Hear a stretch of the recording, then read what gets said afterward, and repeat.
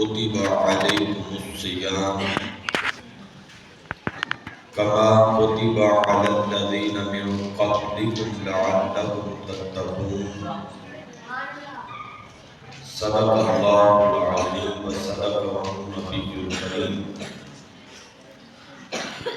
إن الله وملائكته يصلون على النبي يا أيها الذين آمنوا صلوا عليه وسلموا تسليما محبت سے درود پاک پڑھیں السلام علیکم یا سیدی یا رسول اللہ وعلی آلک واصحابک یا حبیب اللہ السلام علیک یا سید المرسلین وعلی آلک واصحابک یا خاتم النبیین۔ اللہ تبارک و تعالی جل مجدہ کی حمد و ثنا حضور نبی رحمت صلی اللہ تعالی علیہ وسلم کی بارگاہ عالیہ بے پناہ میں بے پناہ ہدیہ درود و سلام اللہ کریم کا کروڑ ہزار احسان ہے۔ خالق کائنات نے رب السماوات نے ہم سب کو آج کی اس جمعہ کی نشست میں آنے کی توفیق عطا فرمائی۔ اللہ کریم ہمارا آنا اپنی پاک بارگاہ میں قبول فرمائے اور ہم سب کو حضور نبی رحمت صلی اللہ تعالی علیہ وسلم کی تصدق سے اللہ تعالی ہمیں دین کا صحیح فہم نصیب فرمائے۔ حضور نبی رحمت صلی اللہ علیہ وسلم کی سیرت پر اللہ کریم ہمیں عمل کرنے کی توفیق عطا فرمائے۔ احباب سی وقار، جیسا کہ آپ کے علم میں ہے کہ ماہ رمضان کی خوبصورت گھڑیاں جو ہیں ان کا آغاز قریب ہے اور وہ ایمان والے بڑے ہی خوش نصیب ہیں جن کو اللہ تعالیٰ نے اپنے کرم سے ایک بار پھر ماہ رمضان کی گھڑیاں دیکھنے نصیب فرمائی، اور ایمان والوں میں سے وہ اس سے بڑے خوش نصیب ہیں جن کو اللہ نے ماہ رمضان کا پورا اہتمام کرنے کی توفیق بخشے، اور وہ لوگ پھر ان سے خوش نصیب ہیں جن کو اللہ ماہ رمضان کے سارے روزے، قیام اللیل اور دیگر سارے خیر کے کام کرنے کی توفیق عطا فرمائے۔ احباب سی وقار، اللہ تعالیٰ نے قرآن کریم میں ارشاد فرمایا، اے ایمان والو، تم پر روزے فرض کیے گئے ہیں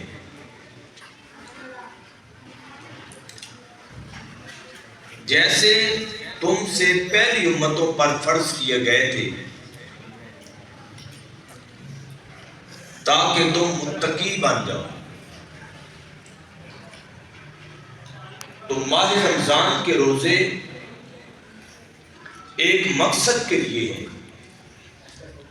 اس مہینے کا امت مسلمہ کو عطا کیا جانا اس کا ایک مقصد ہے۔ یہ صرف کسی ایک خاص پریکٹس کا نام نہیں ہے کہ بس ہم صبح سے شام تک کھائیں پیے کوئی نہ۔ اور ہم روٹین کے مطابق معاملات کرتے رہیں۔ اللہ نے فرمایا ہے کہ ماہ رمضان جو ہے وہ اس لیے ہے کہ تم متقی اور پرہیزگار بن جاؤ۔ اللہ تعالیٰ نے اپنے محبوب علیہ السلام کے امتیوں کو یہ رمضان کے روزے عطا فرمائے، اور مقصد کیا رکھا کہ تم کیا بن جاؤ؟ متقی بن جاؤ، پرہیزگار بن جاؤ۔ اس لفظ متقی اور پرہیزگار کا ہم اگر عام سا سادہ سا معنی کریں تو حضرت سیدنا عمر فاروق رضی اللہ تعالیٰ عنہ نے اس کا معنی بڑی خوبصورتی سے سمجھایا۔ کسی بندے نے عرض کیا حضور یہ تقویٰ کیا ہوتا ہے، پرہیزگاری کیا چیز ہے؟ حضرت عمر فاروق رضی اللہ تعالیٰ عنہ نے فرمایا کہ کیا کبھی تو کسی خاردار راستے سے گزرا ہے جس راہ کے اندر کانٹے ہوں، ایسی جھاڑیاں ہوں کہ جن کے جھاڑیوں کے کانٹے ہوتے ہیں، اور اس راستے سے جب بندہ گزرتا ہے تو تو کیسے کسی ایسے راستے سے گزرا ہے؟ اس نے کہا ہاں۔ آپ نے فرمایا جب تو گزرے تو کس طرح گزرتا ہے؟ اس نے کہا میں اپنے سارے کپڑے سمیٹ لیتا ہوں اور سمیٹ کے اپنے کپڑوں کو وہاں سے گزرتا ہوں کہ کوئی کانٹا میرے کپڑوں میں نہ لگ جائے اور میرے کپڑوں کو چھید نہ کر جائے، میرے کپڑے پھٹ نہ جائیں، تو میں نے اپنے کپڑوں کو سمیٹ کر اس راہ سے گزر جاتا ہوں۔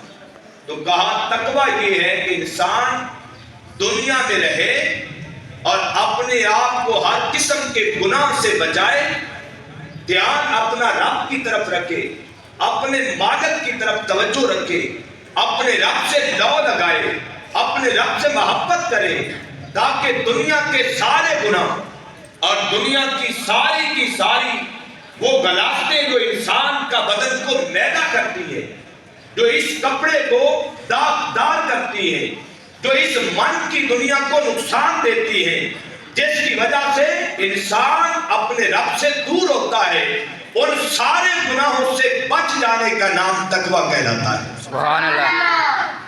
لعلکم تتقون، تاکہ تم کیا ہو جاؤ؟ پرہیزگار بن جاؤ، تم متقی بن جاؤ، تم کیا ہو جاؤ؟ متقی ہو جاؤ، پرہیزگار ہو جاؤ۔ روزے کا یہ مقصد ہے۔ روزے کا پہلا مقصد یہ ہے کہ ہم کیا ہو جائیں؟ متقی اور پرہیزگار بن جائیں۔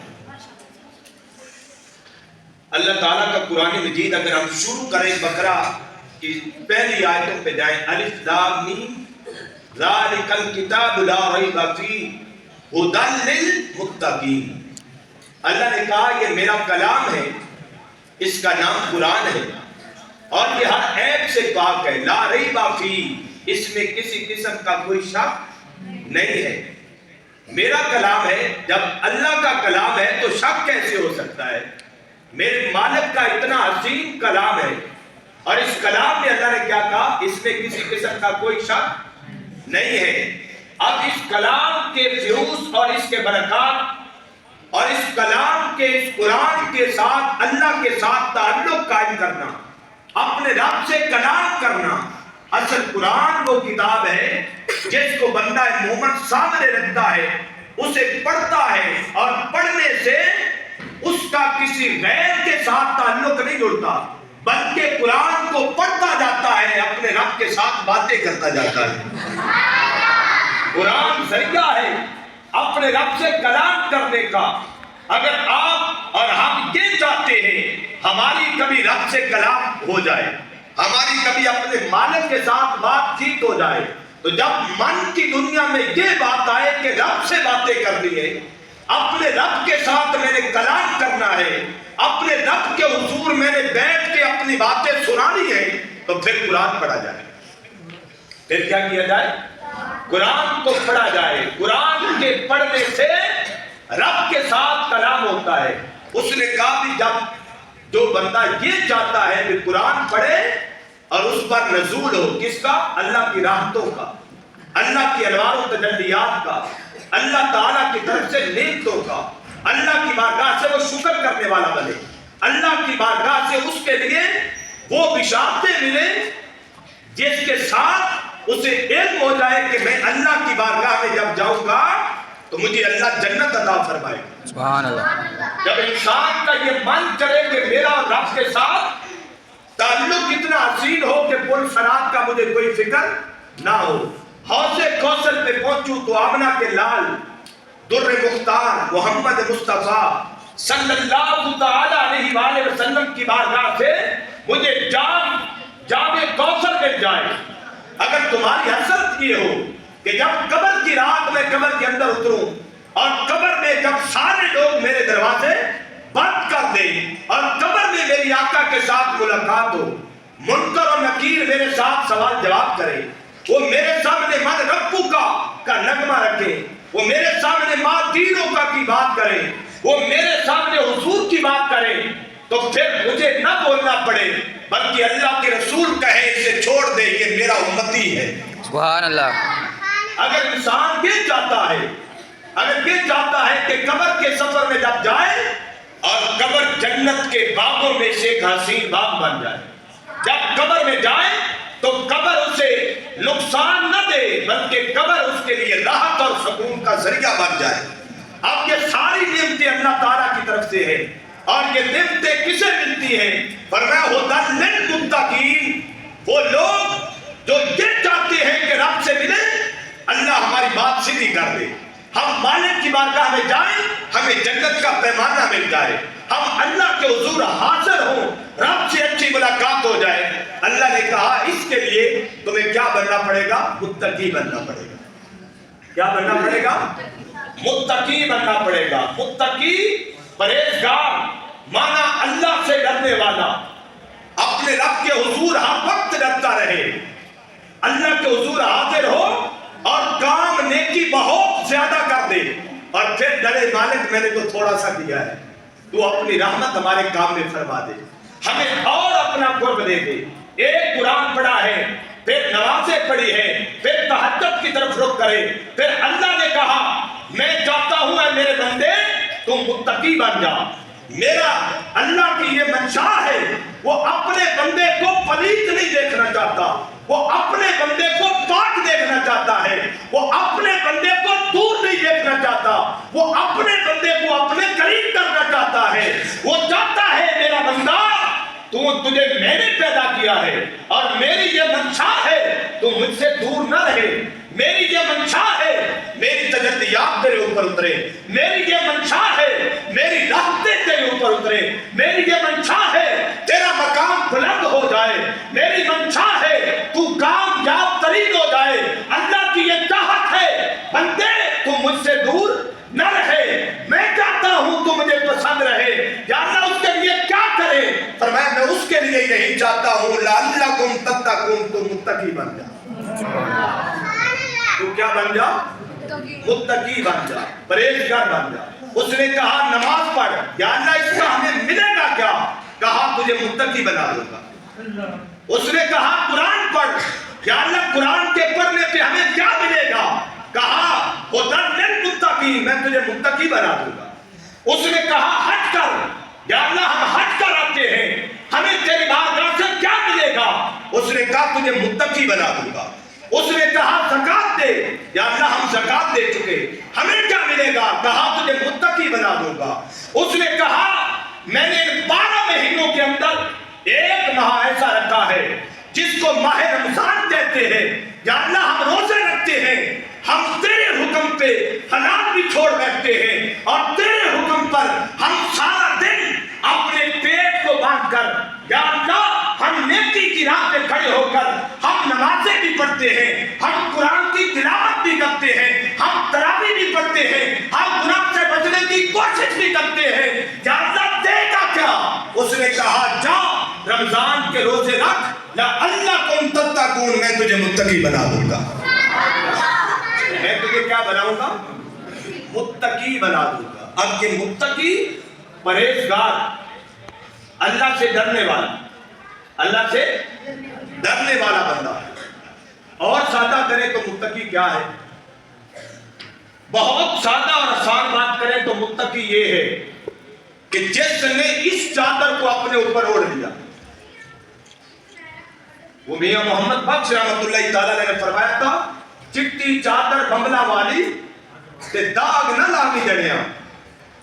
چٹی چادر بمبلا والی تے داغ نہ لاوی جڑیاں تے روز محشر پھر اے نہ آکھی کہ رب سائیں یہ کی بنیا. اللہ نے کہا میرے بندے میں نے تیرے سامنے ساری چیزوں کو بیان کر دیا ہے. اب پیپر دینے جائیں تو سوال کا علم نہ ہو, جواب کا پتہ نہ ہو تو بندہ مشکل میں پڑ جاتا ہے. پڑھا نہیں ہے, مجھے پڑھایا نہیں گیا. اللہ نے کہا تو میرا بندہ ہے, میں تجھے باز کرنا چاہتا ہوں. تو میرا بندہ ہے, میں تجھے جنت دینا چاہتا ہوں. تو میرا بندہ ہے, میں تیرے اوپر اپنی رحمتوں کی بارش کرنا چاہتا ہوں اور یہ سارا کروانا چاہتا ہوں اور یہ سب کچھ تیرے لیے ہے. اس لیے میں تجھے پہلے بتا دیتا ہوں جب تو قبر میں جائے گا تیرے سے پہلا سوال نماز کا پوچھا جائے گا, اس لیے تو نماز کی تیاری کر لے. پھر کہا اے میرے بندے میں تیرے لیے یہ بات بتا رہا ہوں, رمضان کے روزے رکھ میں تجھے متقی بنا دوں گا. اے میرے بندے تو قرآن کی تلاوت کیا کر میں تجھے ہدی للمتقین کر دوں گا. اے میرے بندے نیکی کے کام کیے کر میں تیرے لیے جزا کے وہاں پہ ڈھیر سارے مراحل کو تیار کر دوں گا. اے میرے بندے تو اپنی یاری اپنے رب سے لگا لے, جب تو قبر میں تنہا ہو جائے گا تو وہاں پہ میں تیرے لیے جنت کے دروازے کھول دوں گا.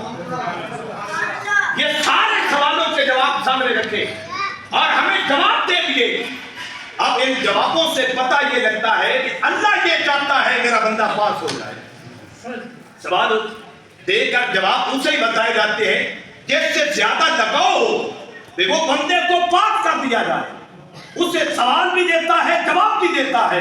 اے میرے بندے جی مالک, کہا یہ سوال ہے اور یہ اس کے جواب ہے, دونوں کی تیاری کر کے آ جا تاکہ جب تو اس دنیا سے رخصت ہو اور وہ سوالوں کے جواب تجھے تیار ہو. تیاری کر کے آنا تیرا کام ہے اور جب رب کی بارگاہ میں پہنچے گا متقی بنا کے پاس کر دینا میرا کام ہے. سبحان اللہ. لعلکم تتقون. تتقون. متقی وہ شخص ہوتا ہے جس سے وہ بڑا پیار کرتا ہے, جس سے اللہ بڑا پیار کرتا ہے. وہ مجھے ایک بات یاد آئی, بزرگوں کا ایک قصہ ہے. بغداد کا شہر تھا اور ایک بزرگ اس بغداد کے شہر کے ایک بازار میں ان کا آنا جانا, ہر وقت ان کی زبان پہ اللہ اللہ رہتا. اپنے رب سے اس کی لو تھی, اپنے رب سے تار جڑی تھی.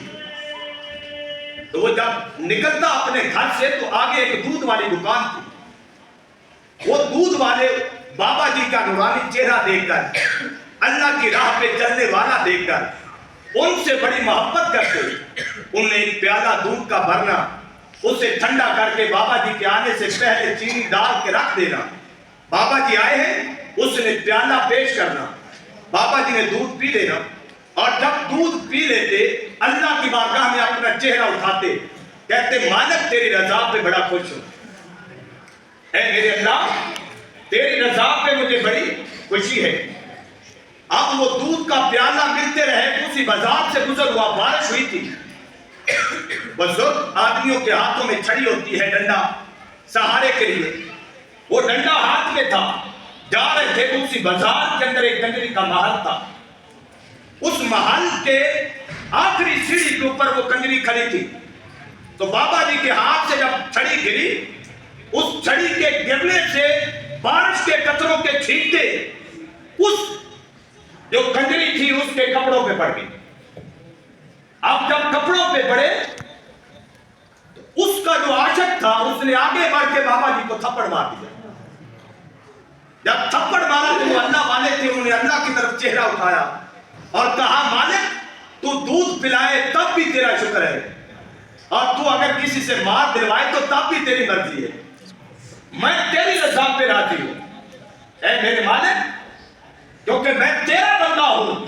حال تو میرا جو بھی رکھے, جس حال میں مجھے رکھے, میں تجھ سے کیا ہوں, راضی ہوں. تھوڑا سا آگے گزرے اتنی بات کر کے وہ کنجری سیڑھی سے گری اور اسی وقت مر گئی. اب اس کا جو عاشق تھا وہ دوڑا، اس نے کہا وہ جو بابا جی گزرے تھے انہوں نے بد دعا کی ہوگی تو اس لیے یہ مر گئی۔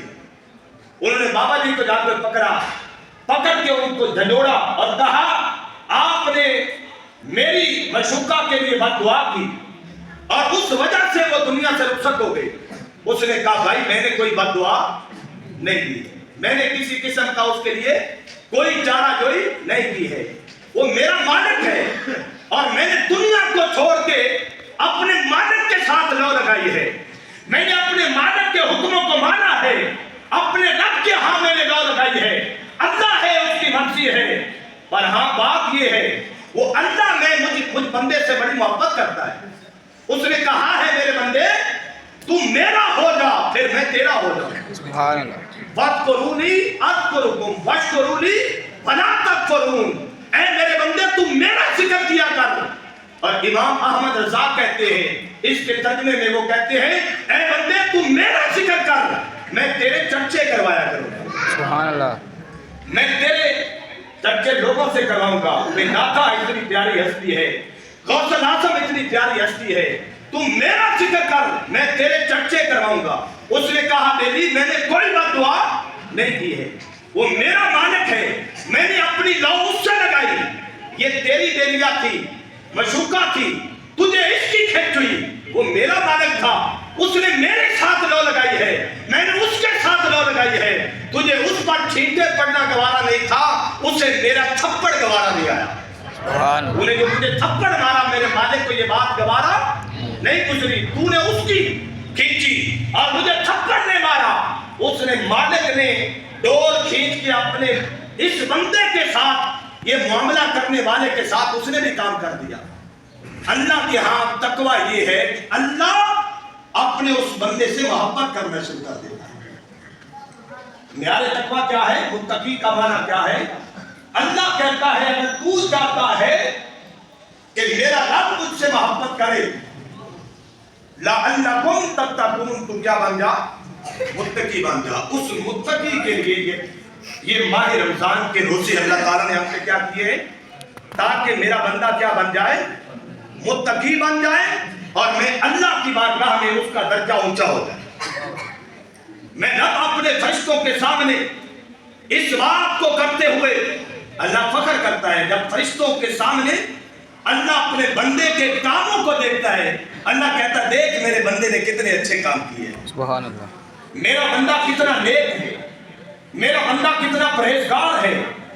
اللہ تعالیٰ اپنے اس بندے کے اوپر کیا کرتا ہے؟ فخر کرتا ہے۔ دوسرا روزے کا معنی یہ ہے کہ اللہ کی نعمتوں کا شکر ادا کرنے کا ہم کو اس روزے کے ذریعے سے ہمیں ایک پریکٹس کروائی جاتی ہے، اللہ کی نعمتوں کا شکر ادا کرنا۔ آپ سارا سال آپ کے پاس 24 گھنٹے آپ کھاتے ہیں پیتے ہیں اور زیادہ کھانے اور پینے سے ہمیں اشیاء کی قدر و قیمت کا خیال نہیں رہتا ہے، کھاتے جاتے ہیں پیتے جاتے ہیں۔ اب نعمت کا احساس تب ہوتا ہے جب آپ کے سامنے سے اٹھا لی جائے۔ بہت سارے ایسے لوگ ہیں، کسی کو شوگر ہے، کسی کو بلڈ پریشر ہے، کسی کو دل کا عارضہ ہے، مختلف بیماریوں سے ڈاکٹر مختلف چیزوں کو روک دیتے ہیں۔ جب آپ کو چینی روک دی پھر احساس ہوتا ہے میٹھا کتنی بڑی نعمت ہے، آپ کو مرچ روک دی پھر احساس ہوتا ہے کہ اس مرچ کے اندر کتنی لذت تھی، آپ کو بلڈ پریشر کی وجہ سے نمک روک دیا پھر احساس ہوتا ہے کہ وہ ہے تو نمک لیکن اس کے اندر سرور کتنا ہے کہ وہ ہنڈیا کو کتنا لذیذ کرتا ہے۔ تو وہ ساری نعمتیں ہم کھاتے ہیں اور شکر نہیں کرتے۔ ماہ رمضان میں اس نے کہا میرے بندے روزہ تیرے اوپر فرض کیا گیا ہے، اب وہ ساری نعمتیں جو ہم یکساں کھا رہے تھے وہ تہجد سے لے کے فجر سے لے کے ہم نے مغرب تک سب کچھ کیا کیا؟ چھوڑ دیا۔ روٹی کے قریب ہم نہیں جاتے، پانی کے قریب ہم نہیں جاتے، پھر احساس دلوانا ہوتا ہے۔ اللہ جی ہمیں اصل میں روزے کے ذریعے احساس دلوانا ہوتا ہے بندے ہر چیز اللہ کی ہے اور اس نے تیرے لیے پیدا کی ہے، اپنے رب کی ہر نعمت پر اس کا شکر ادا کیا۔ ایک بابا جی تھے بزرگ تھے اللہ کے، ان کے پاس ایک ان کا ماننے والا کچھ چینی لے کے چلا گیا یا شکر لے کے چلا گیا. اس نے کہا بابا جی یہ اسپیشل قسم کی شکر لایا آپ کے لیے اور میں نے بڑی محبتوں سے اسے تیار کروایا ہے. عقیدت مندوں کی اپنے بزرگوں سے بڑی عقیدت ہوتی ہے. اور وہ لے کے گیا, پیش کی تو انہوں نے وہ شکر میں سے ایک چمچ اٹھایا اور منہ میں ڈالا. تو ڈال کے انہوں نے اپنے منہ میں جب اسے رس کو گھولا تو اپنے اس عقیدت مند سے کہنے لگے یہ تو بڑی میٹھی ہے. اس نے کہا بابا جی شکر میٹھی ہوتی ہے, شکر میٹھی ہوتی ہے. بابا جی نے آگے سے کہا بالکل میٹھی ہوتی ہے, لیکن میں سوچ یہ رہا ہوں اس شکر کے اندر مٹھاس ڈالی کس نے ہے. شکر تو کیا ہے, میٹھا ہے, لیکن اس کے اندر مٹھاس کس نے ڈالی ہے. اس نے پھر اپنے جواب میں تھوڑا سا اضافہ کیا. اس نے کہا بابا جی وہ جو گنا ہوتا ہے اس گنے سے شکر بنتی ہے, وہ گنا میٹھا ہوتا ہے.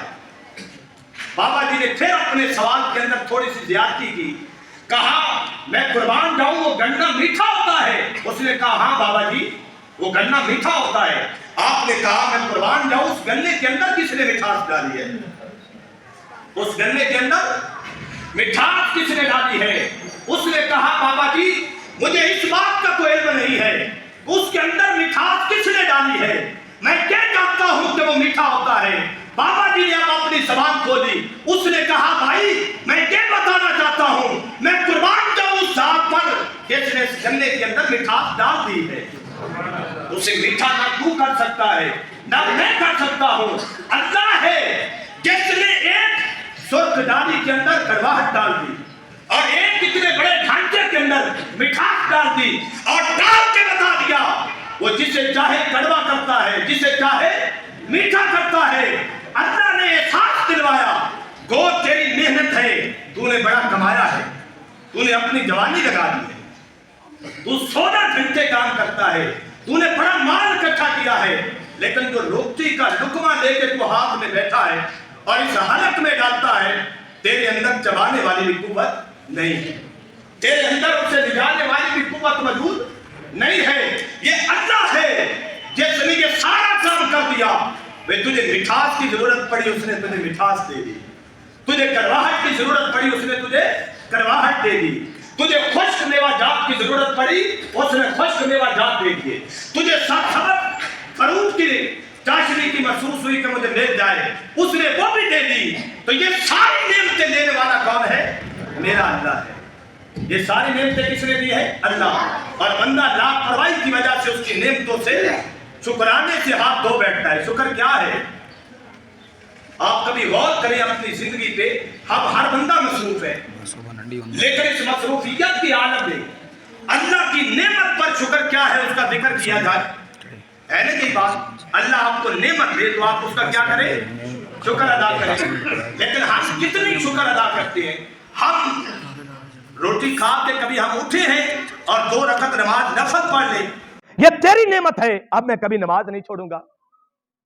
جی آپ نے کبھی یہ ارادہ کیا ہے یا اللہ تو نے مجھے نعمت دی ہے, میری زبان کے اندر بولنے کی قوت ہے اور میں بول رہا ہوں, میری باتوں کی لوگوں کو سمجھ آ رہی ہے, اس سمجھ پر وہ کبھی مجھے کھانے کو دیتے ہیں, کبھی پینے کو دیتے ہیں, کبھی پہننے کو دیتا ہوں. اور یا اللہ اب تیری بارگاہ میں کھڑا ہوں, شاید میں بھینس ہوتا تو میری کسی کو سمجھ نہ آتی, میں جانور ہوتا میں کسی کو سمجھا نہ پاتا, اب تو نے مجھے بولنے کی قوت دی ہے, یا اللہ میں کبھی نماز نہیں چھوڑوں گا, میں بولنے کی تو نے قوت دی ہے, میں قرآن کی تلاوت کرتا رہوں گا. تو یہ سارے شکر تھے لیکن ہم نے کیا کیا, وہ شکر ادا نہیں کیا. اس نے کہا اس کے لیے ایک اور تمہیں راہ دیتا ہوں, روزہ رکھا کر, تیری نعمتیں جب تیرے اوپر بند ہو جائیں گی ایک وقت مقرر کے لیے شاید تجھے احساس پیدا ہو جائے کہ یہ ساری نعمتیں مالک کی ہیں, میں نے اس کے حضور سجدہ کرنا ہے.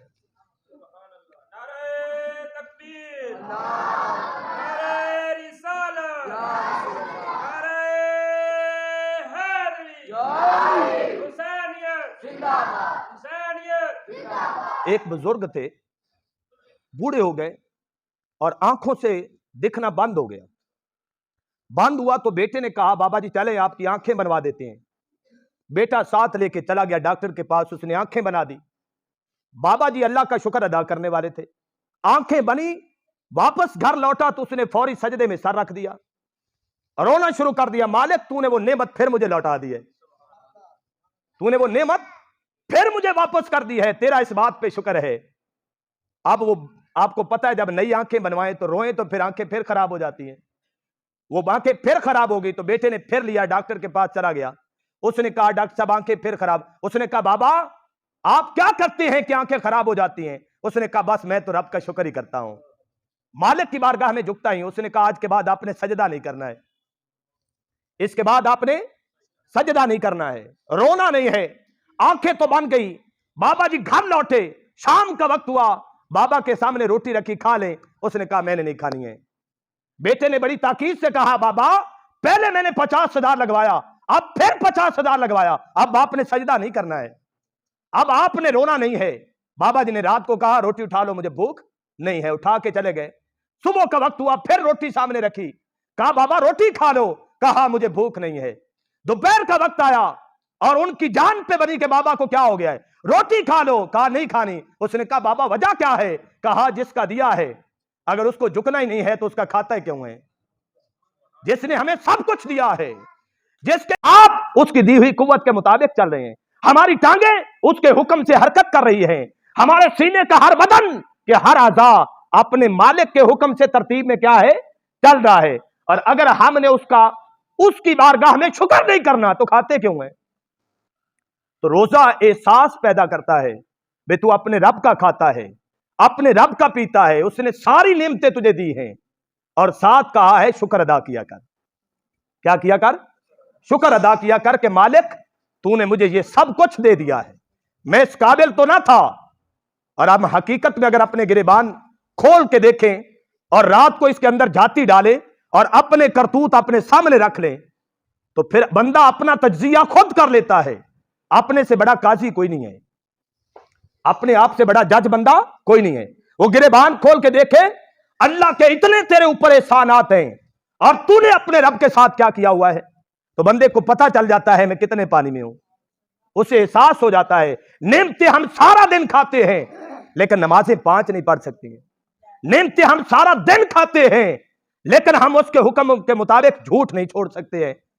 तो मालिक ने यह रोजा दिया, पहला यह काम था कि रोजे के जरिए आपको तकवा मिल जाए, दूसरा यह काम था कि आप अल्लाह की इस नेमत पर, अल्लाह की नेमतों का शुक्र अदा करने वाले बन जाएं। तीसरी बात यह है, फरमाया नफ्स को मगलूब करना और शहवत को कम करना। अब हुआ क्या है, हमारी बर्बादी का जरिया हमारा नफ्स है। नफ्स भी शैतानी कुव्वत है कि शैतान का डेरा हमारे ऊपर क्या हो गया है, बड़ा मजबूत हो गया है, जो हमें मस्जिद नहीं जाने देता, जो हमें कुरान नहीं खोलने देता, जो हमें नेकी के कामों में हिस्सा नहीं लेने देता, जो हमें अपने रब के साथ मुलाकात नहीं करने देता। अल्लाह ने कहा रोजा इसलिए तुम्हें दिया है ताकि तुम्हारा नफ्स कमजोर पड़ जाए और रब के साथ मुलाकात वाला ताल्लुक मजबूत हो जाए, तुम्हारी ख्वाहिशात थोड़ी हो जाएं और तुम्हारे रब के साथ तुम्हारा रब्त दोबारा से क्या हो जाए, जुड़ जाए। रोजा रखो, और रोजा रखने के साथ अल्लाह के महबूब ने फरमाया इंसान का नफ्स कमजोर होता है और वो फिर उसकी ख्वाहिशात थोड़ी रह जाती हैं और फिर वो अपने रब की बारगाह में आना जाना शुरू कर देता है। अपने रब की बारगाह में अल्लाह के रसूल ने फरमाया जिसके पास ताकत हो निकाह करे और जो ताकत नहीं रखता वो रोजा रखे ताकि तुम्हारे नफ्स पर तुम्हारा कंट्रोल हो जाए। फिर अल्लाह के महबूब अलैहिस्सलातु वस्सलाम की इस रोजे की हिकमत में से चौथी ये है अपने से कमजोरों का एहसास पैदा हो जाए। रोजा क्या दिलवाता है? एहसास पैदा करवाता है। और आज एहसास के हवाला से फलस्तीन से बड़ी कोई बात नहीं है। आज आप देखें आपको हर नेमत मिल रही है, फलस्तीन वालों के साथ देखें क्या हो रहा है। बच्चे पानी से बिलक रहे हैं, जवान अपनी जवानियां पेश कर रहे हैं, बेटियों के दुपट्टे छीने गए हैं, माओं के जिगर चीरे गए हैं, बुजुर्गों की बुजुर्गी को पमाल कर दिया गया है। आज हमें रोजे के जरिए ये एहसास पैदा होता है कि उनके सर पे हाथ रखें जो हमसे कमजोर हैं, उनके साथ शफकत और मोहब्बत का ताल्लुक क्या करें, कायम करें। उनके साथ हम अपने रवाबित, कभी उन्हें पानी की जरूरत है वो पहुंचा दिया जाए, कभी खाने की जरूरत है वो पहुंचा दिया जाए, कभी लिबास की जरूरत है वो दिया जाए। روزے کا چوتھا مقصد یہ ہے کہ ہمیں یہ احساس پیدا ہو کہ ہم کمزور طبقے کے لوگوں کے ساتھ ہم نے شفقت و محبت کرنی ہے، ہم نے ان کے غم کے اندر شریک ہونا ہے، ہم نے ان کے دکھ کے اندر شریک ہونا ہے، ہم نے بے سہاروں کے سروں پہ ہاتھ رکھنا ہے، ہم نے بیٹیاں جوان جو ہیں جو ماں باپ اٹھانے کے قابل نہیں ان کے سروں پہ دستے شفقت رکھنا ہے۔ تو روزے کا چوتھا مقصد یہ ہے ہمیں یہ درد پیدا ہو جائے اپنے غریب مسلمانوں کا، ہمارے دل میں یہ بات آ جائے کہ میں تو ساری نعمتوں سے لبریز ہوں لیکن میرے پڑوسی کے گھر سالن نہیں پکتا ہے، اس بات کا احساس ہو جائے کہ میرے پاس تو ہر روز نیا جوڑا ہے پہننے کے لیے لیکن میرے پڑوسی کے پاس تو کوئی کپڑا نہیں ہے۔ اپنے بھائی کا احساس، اپنی ہمشیرہ کا احساس، اپنے ماں باپ کا احساس، اپنے رشتہ داروں کا احساس۔ آج ہم کیا کرتے ہیں؟ رشتہ داروں کو اور کمزور کرتے ہیں، لیکن اسلام کہتا ہے ان سے تعلق بناؤ اور انہیں مضبوط کرو، ان کی مدد کرو۔ اللہ تعالیٰ نے ماہ رمضان کا جو روزہ دیا وہ خالصتاً چوتھی نعمت یہ ہے، اس کا چوتھا مقصد یہ ہے کہ ہم احساس ہمارے اندر پیدا ہو اللہ کا، اللہ کے بندوں کا، کہ ہم نے ان کے سر پہ دستے شفقت رکھنا ہے۔ اور اس کے بعد پانچویں یہ ہے کہ روزہ اللہ تعالیٰ سے خاص اجر کا اصول ہے۔ اب نماز آپ نے پڑھ لی، زکوٰۃ آپ نے دے دی، حج آپ نے کر لیا، اللہ کی راہ میں لوگوں کی خدمتیں آپ کرتے رہے، ہر خیر کا کام آپ کرتے رہے، ہر کام پہ اس نے کہا فرشتوں کو اس کا اجر اسے دے دے، اس کا اجر اسے دے دے، یہ اجر ہے۔ تو نے نماز پڑھی ہے تیرے لیے 70 نیکیاں ہیں، تو نے حج کیا ہے تیرے لیے 500 نیکی ہے، تو نے زکوٰۃ دی ہے تیرے لیے اتنا اجر ہے، تو نے خیر کا کام کیا ہے تیرے لیے اتنا اجر ہے۔ سارے کام کرواتا رہا اور ہر کام پہ اجر دیتا رہا، لیکن ایک کام ایسا رکھا جس کے لیے کہا اس کا اجر کوئی دے سکتا نہیں ہے۔ کہا مالک وہ کیا ہے؟